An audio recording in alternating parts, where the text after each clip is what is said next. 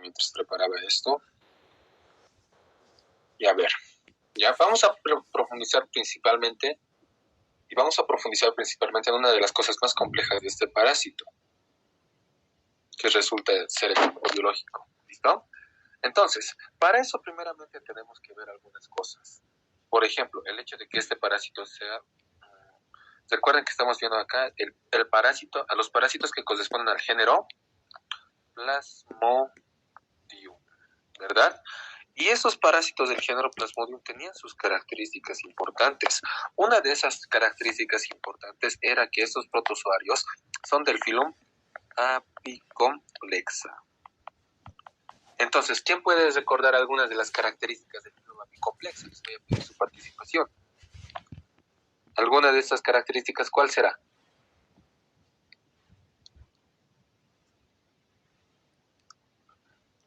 No. Los parásitos oportunistas, chicos, bueno, sí. Los que hemos visto en el tercer lote, todos los apicomplex eran oportunistas, ¿no? Pero en este caso, este no es un parásito oportunista. No es un parásito oportunista. ¡Eso! Muy bien. Ahí ya vamos viendo algunas características. Una de ellas dice, Natalia dice, de producción alternante. Anótenlo. Y vamos a ver cómo se aplica esa característica en este caso. Alternante. Adelantándonos y haciendo ya una breve introducción a lo que es el ciclo biológico, recordemos que este parásito tiene ciclo biológico de tipo heteroxeno, ¿verdad? Eso significará que este parásito necesita de 2 o más especies de hospedadores para completar. Y ojo con lo que dije, necesita. No significa que solamente tiene, ¿verdad? Necesita. Entonces, esa reproducción alternante que se da entre estos protozoarios se da primeramente en uno que es sexual, luego va a ser asexual, ¿verdad? Eso es alternante. En un momento es asexual, luego es sexual. Primero es asexual, luego es sexual.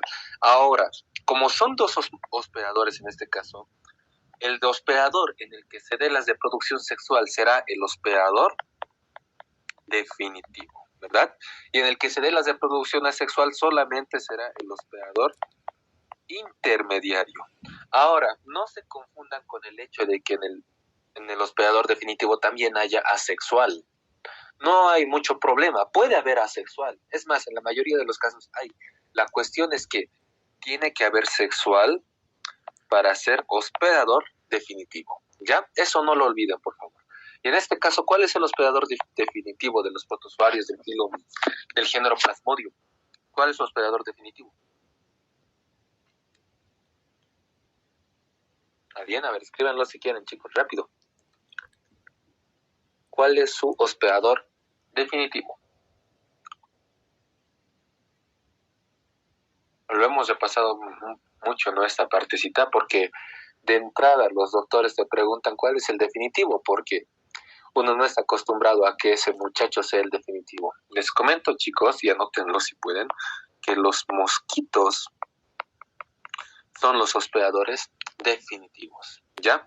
Y el hospedador intermediario será, pues, aquí el ser humano, o en algún caso también serán primates o simios grandes, como el caso de los gorilas, ¿no? En algunos casos, humanos o primates serán los hospedadores intermediarios. ¿Listo, chicos? No lo olviden eso nunca, por favor.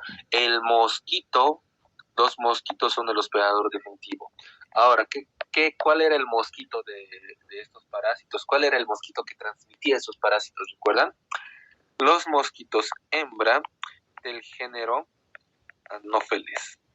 Les van a preguntar esas cosas, chicos, porque ya les han hablado en su teórica de varias cosas de anofelinos. Así que estudienlos por si acaso un poquito.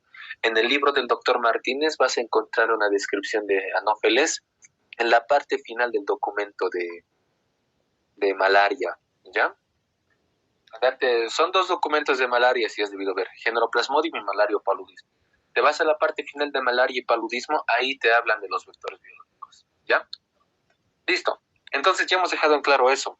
Otra característica muy buena que han dado, chicos, es que estos protozoarios son intracelulares. Intracelulares, ¿verdad? Para hacerse intracelulares, estos protozoarios también cuentan, pues, con un complejo apical. ¿Y quiénes son esas formas biológicas que cuentan con ese complejo apical? o también que las conocemos aquí como, como formas invasivas, que les pueden preguntar con ese o no nombre por si acaso, chicos. ¿Cuáles son las formas invasivas? Se pueden colocar. Las formas invasivas son 3, pero en este caso vamos a hablar de 2 importantes. ¿Ya? Las 2 formas invasivas del ser humano. ¿Cuáles son? ¿Quién me puede decir? Una es el esporozoito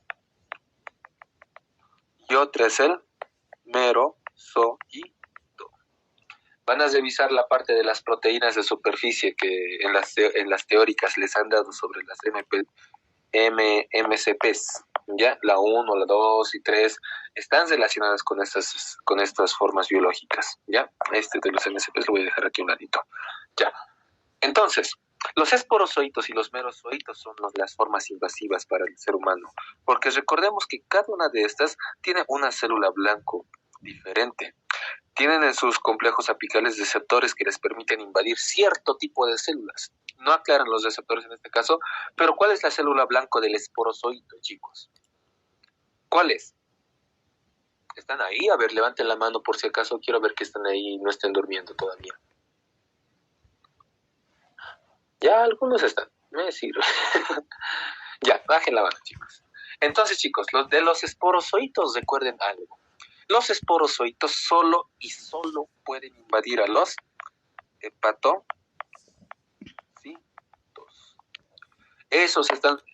Esta forma biológica es la responsable de iniciar una parte del ciclo biológico que la vamos a ver más adelante. Ahorita se las voy a describir. Mientras que los merozoitos tienen como única célula blanco a los eritrocitos. Los merozoitos son los que van a iniciar otra parte del ciclo biológico acá. ¿Listo? Entonces no se olviden de estas reglas nunca. ¿Cuál es la célula? ¿Cuáles son las formas invasivas y cuál es su célula blanco? ¿Listo? No se olviden de eso, por favor. Ahora sí. Entonces, entre esas son algunas de las características más importantes de estos parásitos antes de revisar su ciclo biológico. ¿Ya? Otra cosa más. Tenemos que dominar algunos conceptos en esta parte. ¿Qué es el periodo de incubación extrínseca y el periodo de incubación intrínseca? ¿Ya? El periodo de incubación extrínseca, memorícense algo, esos son lapsos de tiempo o son periodos de tiempo, como dicen, ¿ve? Es aquel periodo o lapso de tiempo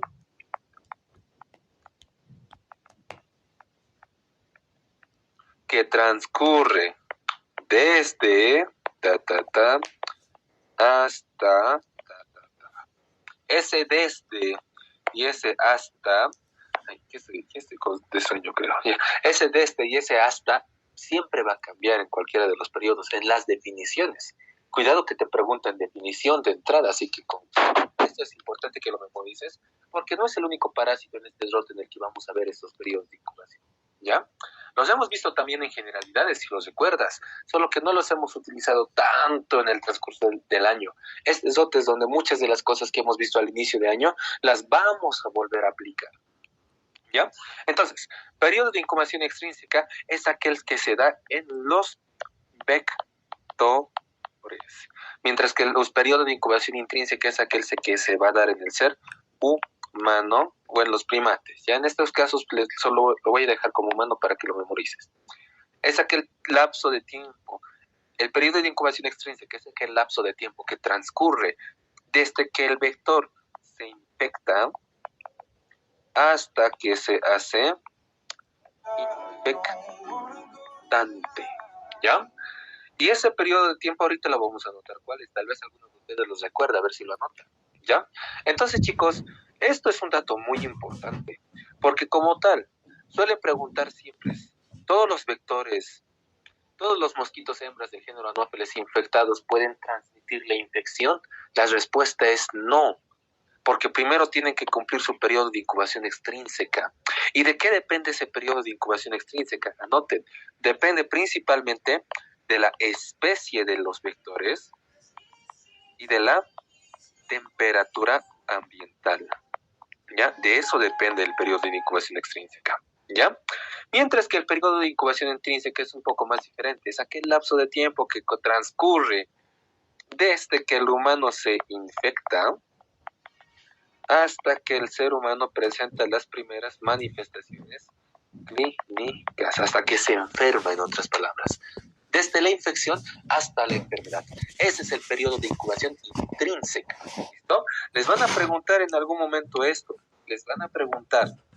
Ahora sí pasemos a describir un poquito el ciclo biológico, ¿les parece? Hasta aquí. ¿Alguien tiene alguna pregunta o duda?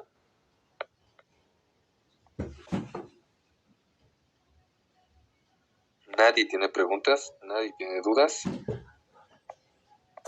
Bueno, describamos entonces el ciclo biológico del parásito. ¿Ya? Hemos dicho... Voy a bajar esto un poquito aquí. Eso, listo. Listo. Hemos dicho, chicos, que este es un ciclo biológico de tipo heteroxeno. Por lo tanto, aquí vamos a hablar de un hospedador definitivo y por este otro lado va a ser el hospedador intermediario. Ya este va a ser el definitivo y este el intermediario. Por lo tanto, en otras palabras, lado de la izquierda corresponderá a todo lo que pasa en el mosquito del género Anopheles, mosquito hembra del género Anopheles, y en el lado derecho va a pasar todo lo que vamos a describir, todo lo que pasa en el ser humano. ¿Listo? Recordemos algo, muchachos. Esta parte del ciclo biológico, esta parte se da desde que el vector pica, inocula a los parásitos en el ser humano. ¿Lo ven? Recordemos algunas características importantes. Lo he intentado dibujar así resaltando al anophelino. Manchas en las alas, aparato picador largos de cuerda capilar feeding, que es un mecanismo de alimentación, y se para formando ángulos sobre una superficie. ¿No ven? No olviden esas características, les van a preguntar seguramente. La cuestión es que cuando estos mosquitos te pican para alimentarse de sangre, recuerda que lo primero que hacen es escupir saliva. En esa saliva que te inoculan es donde se encuentran sustancias anticoagulantes y analgésicas que le permiten facilitarse su alimentación. ¿Listo? Entonces, estos vectores, llegan directamente a los capilares sanguíneos y por lo tanto ahí es donde inoculan la saliva. Y en esa inoculación de saliva también depositarán a los parásitos. En este caso, el parásito, la forma biológica parasitaria que inoculan al hospedador intermediario, se denomina esporozoito. El esporozoito, hemos dicho a un inicio, que era una forma invasiva. ¿Qué hace el esporozoito? Busca los hepatocitos, ¿verdad? Así que aquí vamos a hacer una pequeña... vamos a dibujar algunos hepatocitos. Voy a hacer cuadrados en este caso, ¿ya? Vamos a suponer que aquí ingresa el hepatocito.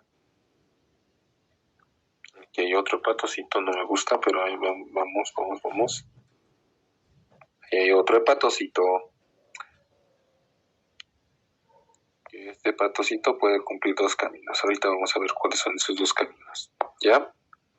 Entonces, el esporozoito como tal no permanece mucho tiempo en la sangre. Te cuento que el sistema inmunitario también detecta algunos esporozoitos y los elimina, pero a los esporozoitos, los que sí pudieron llegar al hígado a través de la circulación, lo primero que hacen en el hígado es invadir la célula. Y cuando invaden la célula, estos parásitos ya forman algo bien curioso. Aquí dentro de estos hepatocitos, dentro de los hepatocitos, porque lo que estamos dibujando acá, chicos, o lo que estamos describiendo, es la parte que se conoce como ciclo hepático. Tiene otros nombres más, pero ustedes conozcanlo como ciclo hepático. Por lo tanto, se da dentro de los hepatocitos. Ahí primeramente este parásito se forma como un trofozoito. Miren, así chiquitito, bonito, finito. ¿Recuerdan las características de los trofozoitos, chicos? ¿Qué era la característica morfológica que nos permitía decir que esto es un trofozoito? ¿Recuerdan? Que presenta vacuola. No lo olviden, por favor. Muy bien. No lo olviden, presenta vacuola. Entonces este trofozoito aquí adentro, en este hepatocito, lo primero que va a hacer es crecer, nutrirse. Como están viendo acá, lo estoy dibujando, este trofozoito va creciendo. Se va haciendo más grande, y en un punto consume su vacuola. Ya no hay vacuola. Entonces, cuando termina de de madurar, aquí inicia el primer tipo de reproducción que vamos a ver acá. Este tipo de reproducción se denomina esquizogonia. No lo olviden, igual que nosotros apicomplexa, ¿no ven? Por lo tanto, producto de este tipo de reproducción, aquí se formará pues un esquizonte. Lo voy a pintar rápidamente. Esta masa celular que estoy dibujando acá se denomina esquizonte. Características de los esquizontes, tienen varios núcleos. Entonces, la característica de la esquizogonia hepática, chicos, o ciclo hepático también les van a colocar en algún momento, es que después de que el esquizonte se va formando, este se va a individualizar en merozoitos. Son aquí como pequeñas células, ¿ya? Esos que estoy dibujando acá ya son los merozoitos, ¿ya? Y estas células como tal ya están individualizadas una de la otra. En eso consiste el tipo de reproducción, ¿no? Las células se van individualizando. Entonces aquí ya tenemos a los merozoitos. ¿Y qué eran los merozoitos? Hemos dicho, chicos, al inicio del tema, los merozoitos también son formas invasivas. Por lo tanto, ¿qué es lo que van a hacer? Van a salir del hospedador, van a salir del hepatocito, los merozoitos, obviamente destruyendo el hepatocito, ¿no? Y aunque lo destruyen, chicos, algo importante que tienen que recordar de esta fase es que no ocasiona manifestaciones clínicas tan evidentes. Es silenciosa esta fase hepática. Nadie va a presentar ictericia, hepatosplenomegalia, no se preocupen por eso, ¿ya? No se preocupen por eso. La cuestión es que los merozoitos quedan libres, ¿ya? Entonces, esta parte de acá tiene una variante. Este es el ciclo hepático, o también conocido como el ciclo, o como la parte del ciclo tisular, exoeritrocítico o preeritrocítico. Ya, cuidado, les pueden preguntar con cualquiera de esos nombres. Aquí, ¿cuál es la célula blanco de la que estamos hablando? El hepatocito, ¿verdad? Aquí adentro hemos visto que primeramente era un trofozoito, luego se ha vuelto un esquizonte, y del esquizonte se han liberado merozoitos. ¿Cuál es la característica importante de esta esquizogonia hepática? Se liberan miles de merozoitos. Eso es importante. No se olviden de eso, por favor. Te van a preguntar, describa dos diferencias entre la esquizogonia hepática y la esquizogonia eritrocítica. En una se liberan miles de merozoitos y en otra se liberan solamente decenas. ¿Listo? Ahora, aquí en la esquizogonia hepática también ocurre una variante más. Dentro de estos hepatocitos se va formando otra forma biológica.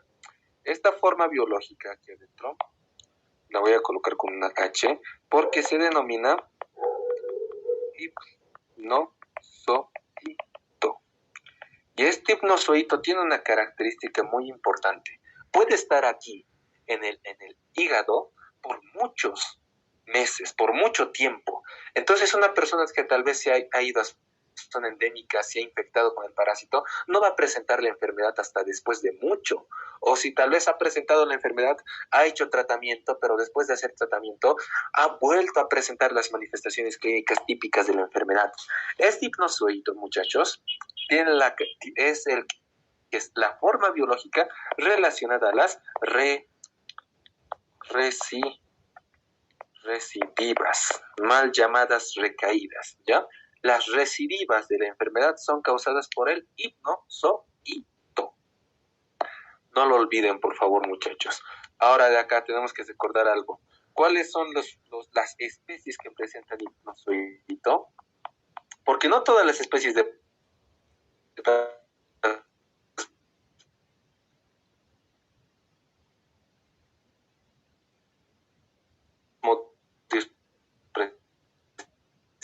Plasmodium. ¿Listo, muchachos? Por favor, no se olviden. ¿En Plasmodium falciparum podrá haber recidivas? No, porque esos no presentan hipnozoitos. Entonces, cuando los hipnozoitos se activan nuevamente, esta fase que la vamos a colocar también, los hipnozoitos son la fase latente del parásito.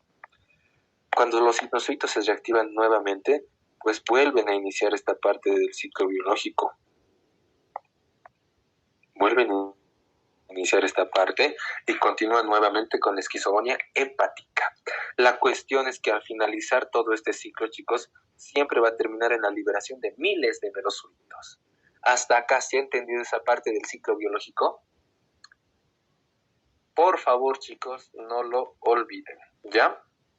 Entonces, después de que se liberan esos mismos merozoitos, esos mismos muchachos que llegan a la circulación, porque se liberan en la sangre, chicos, estos mismos merozoitos que han salido de los hepatocitos, los tenemos ahora en circulación. Los merozoitos, como hemos dicho al inicio, muchachos, tienen la capacidad de invadir ¿a qué células? A los eritrocitos, únicamente a los eritrocitos. Entonces el merozoito no puede volver acá y repetir toda esa parte del ciclo, ¿verdad? Solamente tienen la capacidad de ir y buscar a su eritrocito. ¿Cómo se ha hecho un cuadrado eso? A ver. Entonces aquí van a dibujar algunos eritrocitos. Yo voy a dibujar 5.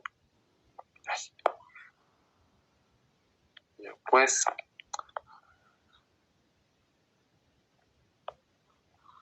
Vamos a dibujar otro eritrocito más feo. ¿Ya? Entonces, miren. Los merozoitos tienen la capacidad, hemos dicho, de invadir a esos eritrocitos, ¿verdad?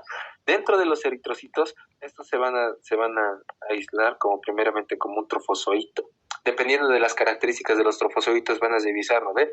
Algunos trofozoitos son así finitos, los jóvenes, conocidos así jóvenes, y hay otros trofozoitos que son más ameboides, los trofozoitos maduros, cuando van consumiendo la parte proteica de la hemoglobina. Se nutren de la globina estos parásitos, ¿listo? Es por eso que producto de ese metabolismo de globina van dejando ahí su pigmento malárico, o lo que ustedes han visto como granulaciones de Schöffner, de Siemann o de Maurer, ¿ya? Entonces, producto de eso es eso. Después de que el trofo termina de desarrollarse, recuerden, aquí también inicia el mismo tipo de reproducción que ha iniciado en el hígado. Por eso lo estoy colocando también con el número 1. ¿Ya? Y el número 1 era esquizogonia. La diferencia es que aquí ya no es una esquizogonia hepática, sino aquí esta parte del ciclo se denomina ciclo eritrocítico. Solo se da en los eritrocitos, o el ciclo sanguíneo, tal vez les colocan con esos otros nombres, ¿ya? Entonces, acá ya nuevamente vamos a ver la formación de un meronte. El meronte, recuerden, a diferencia de los trofozoitos, el meronte no tiene célula. El meronte o el esquizonte, perdón, el esquizonte, ¿no ven? Ese esquizonte no tiene célula, no tiene vacuola, perdón. Pero la característica de estos esquizontes es que presentan varios núcleos, ¿verdad? Entonces, aquí ya no tenemos un trofozoito, es un esquizonte. Y ese esquizonte, posteriormente, al igual que hemos visto en el hígado, va a individualizar cada uno de sus núcleos y va a formar nuevamente otra nueva generación de merozoitos. Dentro ustedes los van a ver en el microscopio algunos esquizontes como el de aquí arriba, en el eritrocito, en una masa solamente. Y también van a ver otro tipo de esquizontes en los que poco a poco se va individualizando cada merozoito, como el que estoy dibujando aquí abajo. Lo van a ver ya uno que otro más libre. ¿Listo? Entonces estos ya acá se han formado los merozoitos, los cuales van a salir del eritrocito rompiéndolo. Nuevamente los merozoitos. ¿Y qué van a hacer los merozoitos? Van a repetir esta parte del ciclo biológico. Entonces, si se han dado cuenta, muchachos, esta parte del ciclo siempre se repite y se repite. Esto se repite. ¿Cuál es la importancia de saber que esta parte del ciclo biológico se repite? Porque cada vez que pasa o que se rompen los eritrocitos, se liberan lo que nosotros conocemos también como sustancias pirógenas. Ese pigmento malárico del que hemos hablado, las granulaciones de Schöffner, el producto del metabolismo de la hemoglobina, todo eso se libera a la sangre. Es por eso que estas granulaciones, estas sustancias pirógenas inician el proceso de fiebre. La fiebre dura aproximadamente 10 horas, baja la fiebre, después al tercer día vuelve la fiebre, baja la fiebre, vuelve la fiebre, baja la fiebre. Por eso se conoce como fiebre terciana. Ahora, ¿de qué depende esta fiebre terciana? ¿Cuáles son las características? Anótense, cada cuánto se repite este ciclo biológico depende de la especie. En Plasmodium falciparum, en Plasmodium vivax y en Plasmodium ovale, este ciclo biológico dura, o esta parte del ciclo biológico dura 48 horas. Por eso es que la fiebre vuelve cada tercer día. ¿Ya? Sí, a ver, si hacemos el ejemplito aquí. Día 1, día 2, día 3. Si en el día 1 ha habido fiebre, 48 horas primeramente. Día 1 fiebre, 24 horas, 48 horas, vuelve la fiebre. ¿Ya? Por eso se denomina fiebre terciana. ¿Y cuál especie nos falta acá? Plasmodium malariae. ¿Lo ven? En Plasmodium malariae, esta parte del ciclo biológico se repite cada 72 horas. 7.2. Cada 72 horas. ¿Ya? Por eso, en este caso de Plasmodium malariae, la fiebre se denomina fiebre cuartana. Cada cuarto día. ¿Listo? Eso es importante, muchachos. Por favor, no lo olviden. Ahora, ¿qué más tenemos que saber de esta parte del ciclo eritrocítico? Estos mismos merozoitos que se han liberado pueden ir no solamente a formar más esquizontes, ¿no? Pueden venir a formar lo que nosotros también conocemos como gametocitos. ¿Y qué son los gametocitos? Son la forma inmadura de los gametos, ¿no? Nos recuerden, para diferenciar un gametocito, primero, en Plasmodium falciparum el gametocito tiene forma de salchicha. Por eso recuerden, no se olviden de falciparum, de falo. ¿Listo? Forma de salchicha. Mientras que el gametocito de Plasmodium vivax es una célula gigantesca, al igual que el esquizonte que hemos dibujado hace ratos, no tiene vacuola. Importante porque simplemente tiene su cromatina concentrada en uno de los polos, al centro, por ahí. ¿Listo? Así simplemente es el gametocito de Plasmodium vivax. Entonces, eso es lo que puede pasar en esta parte del ciclo biológico. ¿Qué tenemos que saber de aquí? ¿Cuál es el periodo de incubación intrínseca? El periodo de incubación intrínseca es de 7 a 21 días. No lo olviden, es pregunta de examen. En promedio, 14 días. ¿De qué depende esto principalmente? Depende de dos factores importantes. Depende de la especie del parásito.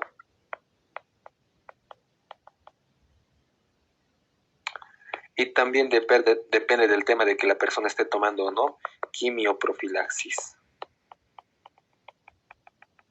Que esté tomando antimaláricos antes de ir a zonas endémicas. ¿Listo?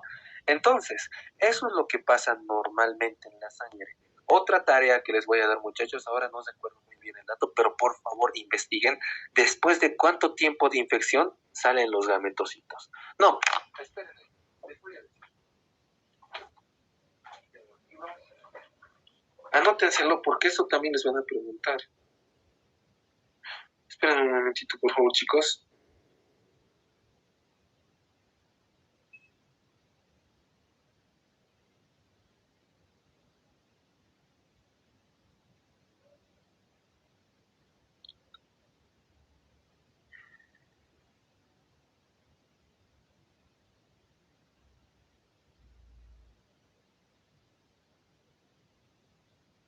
Espera un momentito, por favor. Me acaban de enviar un mensaje importante.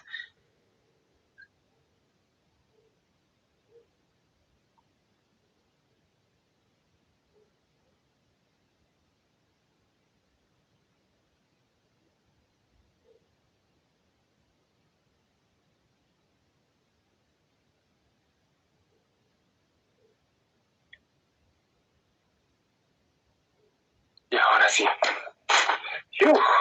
Anoten. Eso es importante porque en la parte 2 del tema suelen preguntarles ¿por qué parece más fácil eliminar a Plasmodium falciparum que a Plasmodium vivax? Tomando en cuenta que Plasmodium falciparum es una zoonosis y a vivax una antroponosis. Pareciera que tendría que ser más fácil eliminar a Plasmodium vivax que a Plasmodium falciparum, pero es completamente al revés. ¿A qué se debe esto?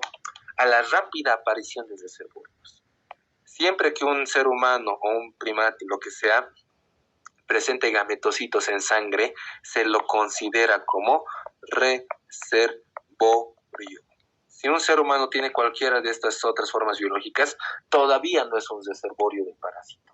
¿Listo? Esa es una pequeña aclaración que hay que hacer principalmente en este tema. ¿Y cada cuánto se forman los gametocitos? Ahora sí, anótenlo. Es por esto que Plasmodium vivax está más complicado de controlar la situación en Plasmodium vivax que en Plasmodium falciparum, porque de vivax es más rápido. Los gametocitos de Plasmodium vivax se forman cada 3 días. O bueno, después del tercer día ya es registrada la parasitemia. Después de que los parásitos llegan a la sangre, al tercer día, Plasmodium vivax, al tercer día ya vamos a ver gametocitos. Pero de Plasmodium falciparum es después de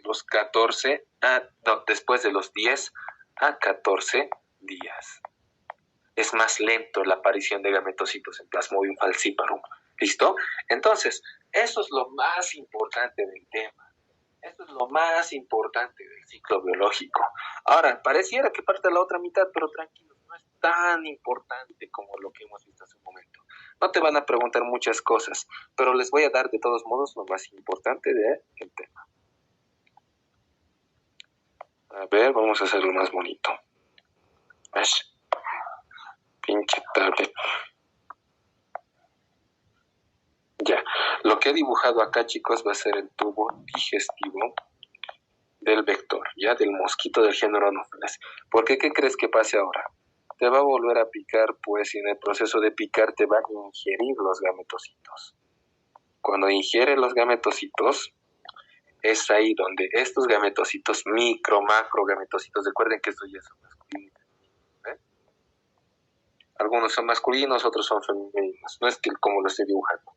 La cuestión es que los gametocitos, en los eritrocitos, llegan, por ejemplo, aquí estoy haciendo el ejemplo de Plasmodium falciparum, por si acaso, para que no lo olviden, ¿ya? Llegan al tubo digestivo del vector, donde en estos casos, estos pasan por un proceso de maduración primero. ¿Qué es lo que pasa con el gametocito masculino? Con el gametocito masculino, anoten esa parte. El gametocito femenino simplemente va a madurar, mientras que vamos a hacerlo con vivas para que no se confundan, ¿ya? Así, más bonito. Circulares los haremos a los gametocitos, para evitar confusiones. ¿Listo? Entonces, ¿qué pasa con el gametocito masculino del parásito del Plasmodium, de los parásitos del género Plasmodium? Primero, maduran, hemos dicho, ¿verdad? El hembra madura, perfecto, pero el macho pasa por un proceso muy curioso. Ese proceso se denomina exflagelación. Lo van a notar porque en algún momento han preguntado en exámenes también. Es como que al gametocito masculino le salen esos flagelos. Y cada uno de esos flagelos, les comento, chicos, que es el gametocito, microgametocito, el macho. Pues chido y todo. Aquí con naranjita, esto es naranja, ¿no ves? Sí, es naranja. Los gametocitos machos entonces buscan al gametocito hembra para formar aquí un segundo tipo de reproducción. Este segundo tipo de reproducción es la fecundación. Y recuerden ustedes que la fecundación es sexual, ¿verdad? Entonces, acá se está dando la reproducción sexual, en el mosquito. Entonces, producto de esa fecundación sexual, se formará primeramente lo que nosotros conocemos aquí como cigoto. Se forma un cigoto. Ese cigoto pasa por un proceso de maduración, un proceso de diferenciación, y tenemos aquí otra forma biológica del parásito móvil denominada ookineto. Denominamos a esta forma biológica el ookineto. El ookineto, muchachos, anótense si quieren, es la tercera forma invasiva del parásito, como los esporozoitos o los merozoitos, ¿no? Pero este ookineto tiene otra función, no invade una célula en particular, sino el ookineto lo que hace es atravesar el tubo digestivo del vector y llegar a la cavidad celómica, donde se va a transformar primeramente en el ookineto se va a transformar en un ooquiste. Ya les suena esa palabra de oquiste, muchachos. ¿Recuerdan el tip que les he dado siempre? Después de una reproducción sexual, siempre viene aquí la tercera reproducción asexual. Que voy a poner eso de reproducción sexual. Que ese tercer tipo de reproducción siempre será, les dije, esporogonía. Entonces, dentro de ese oquiste se van formando miles o varios, muchos de los que nosotros conocemos como esporozoitos, los cuales obviamente se van a liberar de este oquiste, y esos esporozoitos tendrán la misión de migrar a través de la cavidad celómica por la hemolinfa. Migran los esporocitos a las piezas bucales del vector para que cuando te pique nuevamente te inocule los esporozoitos. Y chicos, por si acaso, mecanismo de infección entonces para el hospedador de intermediario, inoculación. Mecanismo de infección para el hospedador definitivo, ingesta de sangre infectada con gametocitos. Inoculación de esporozoitos. ¿Listo? Entonces, por favor, no olviden esas cosas. Acá era importante otro periodo. Acá hemos hablado del periodo de incubación intrínseca de este lado. Aquí es el periodo de incubación extrínseca. ¿Cuánto dura ese periodo de incubación extrínseca? De 8 a 35 días. Y ya hemos dicho que lo que principalmente afecta a este periodo de incubación extrínseca es la especie del vector, ya no del parásito como del otro lado, chicos, es la especie del vector, y también es el clima, la temperatura ambiental. ¿Ya? La temperatura ambiental. Son los factores que afectan o que alteran ese periodo de incubación extrínseca. ¿Listo? A esta parte del ciclo biológico que se da en el vector, por si acaso, se le conoce como ciclo esporogónico. ¿Ya? Así que no olviden, chicos, el ciclo biológico de este parásito está compuesto de 3 partes. El ciclo hepático tisular o exoeritrocítico o preeritrocítico, que es uno, el ciclo eritrocítico, que es otro, y el ciclo esporogónico, que es otra parte del ciclo biológico. Bueno, muchachos, espero que se haya entendido esa partecita. Entonces, tienen que ver y diferenciar las características más importantes de este ciclo biológico. Si se han dado cuenta, al ser apicomplejo es igual a un ciclo biológico bien complejo. Pero dominen esta parte del ciclo biológico, chicos. Dominen esto. ¿Qué tipo de reproducción se da dónde y dónde? ¿Qué era esta parte de acá de la exflagelación? Te lo voy a anotar por si acaso. No te olvides de la exflagelación. Esto es importante. Importantísimo. Han preguntado una vez, ¿de acuerdo? Eso de la exflagelación de los microgametocitos es importante también. Ya, ¿cuáles son las formas invasivas? El esporozoito, los merozoitos y el ookineto. ¿Cuáles son las formas infectantes? Para el ser humano, el esporozoito. Para el vector, los gametocitos. ¿No ven que están en la sangre? ¿Cada cuánto aparecen los gametocitos? Ahí están. Después de 3 días de parasitemia en Plasmodium vivax y después de 10 a 14 días en Plasmodium falciparum. Ahora, otras cosas importantes. ¿Cada cuánto se repite esta parte del ciclo eritrocítico? Recuerda las reglas. Para las 3 especies, 48 horas. Para malaria, 72 horas. Por esto es fiebre terciana y estos son fiebre cuartana. ¿Lo ven? ¿Qué especies tienen hipnozoitos? Pregunta de examen fija. ¿Cuál es la forma biológica relacionada con las recidivas o la forma biológica latente? Aquí está el hipnozoito. Te lo van a colocar más complejo, ¿no? Tipo, las recidivas en Plasmodium falciparum se deben principalmente a la presencia de hipnozoitos, falso, verdadero, algo así. ¿Lo ves? Siempre colocan así las preguntas, chicos. ¿Cuál es la diferencia entre la esquizogonia eritrocítica con la esquizogonia tisular? Primera diferencia, la célula. En una es hepatocito, en otra es eritrocito. Segunda diferencia, la liberación de merozoitos. Uy, importante. No hemos anotado ese dato. Anoten, chicos. Gracias, que más bien lo hemos repasado. Merozoitos. Los merozoitos depende de la especie de cuántos se liberan por eritrocito. Para Plasmodium falciparum, para Plasmodium vivax, para Plasmodium ovale y para Plasmodium malaria. Para Plasmodium falciparum, la cantidad de merozoitos que se libera es de 24 a 32 merozoitos. Para Plasmodium vivax es de 16 a 24. Para Plasmodium ovale es de 8 a 12 merozoitos. Y para Plasmodium malaria es de 6 a 8 merozoitos. ¿Ya? Ese es otro dato que les van a preguntar. ¿Cuál es el que más merozoitos libera? Plasmodium falciparum. Entonces, ese también está relacionado con los cuadros clínicos graves, ¿verdad? No lo olviden eso nunca, muchachos. Bueno, ¿alguien tiene alguna pregunta o duda hasta esta parte? Creo que ya hemos pasado bien el ciclo biológico del parásito. ¿Hay dudas, preguntas? Tengo una pregunta. Dime, Aya. ¿Por qué no se produce la fecundación en el ser humano? ¿Por qué el gametocito tiene que...? Eso. Muy buena pregunta, Aya. Y mira, no se produce la fecundación en el ser humano porque los gametocitos que están ahí son formas inmaduras.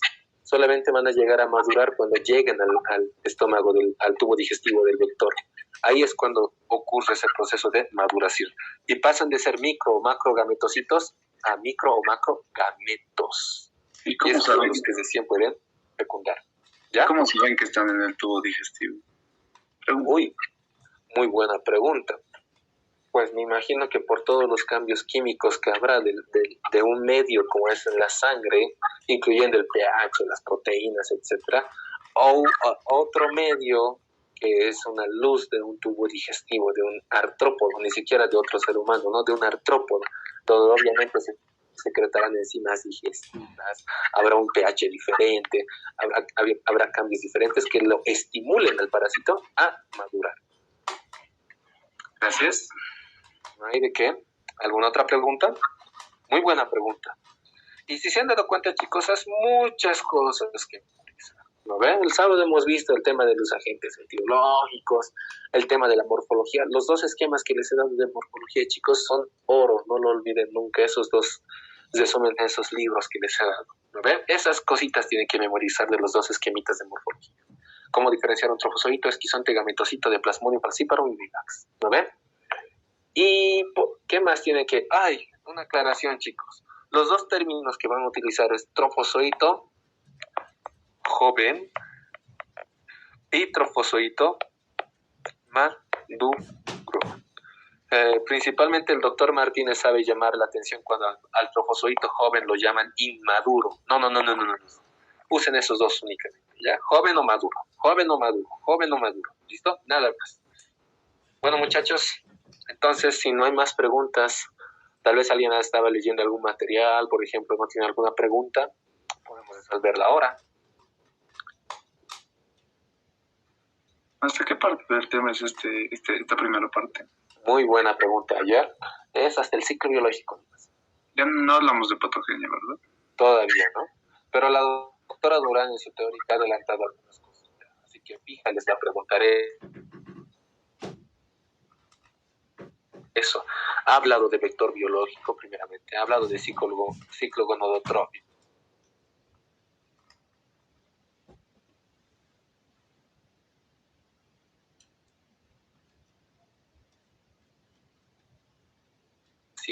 De tipo de ciclo biológico, ha hablado también de tipo aparte, ha hablado de organismos de alimentación y por Martínez. Ese que dice género Plasmodium, ese, ¿ya? Género Plasmodium, dice, se van a dar cuenta porque está iniciando el tema con una introducción, luego te habla del ciclo biológico, después del ciclo biológico te habla de la morfología, ¿no ven? Y al finalizar su documento, que es chiquitito, hay una tabla hermosa de morfología, esa tablita domínensela también, ¿ya? Eso, muchachos. Y después de eso, la teórica de la doctora Durán, consíganla porque esa es clave para esta semana, chicos. Hemos hablado muchas de las cosas de las que ha hablado también la doctora Durán en su teórica, que no pensé, la verdad, que tal vez corresponde que les iba a hablar, pero de todos modos ya les adelantó. Así que les van a preguntar, ¿ya? Eso, chicos, esos dos documentos, con eso la hacen esta semana. Y tienen que meterle pilas en este rote. Se han dado cuenta, primer tema hasta ciclo biológico y es bien difícil. La parte 2, chicos, no la vas a entender si no entiendes esta primera parte. Es importantísima esta primera parte. ¿Ya? Entonces, eso. ¿Preguntas?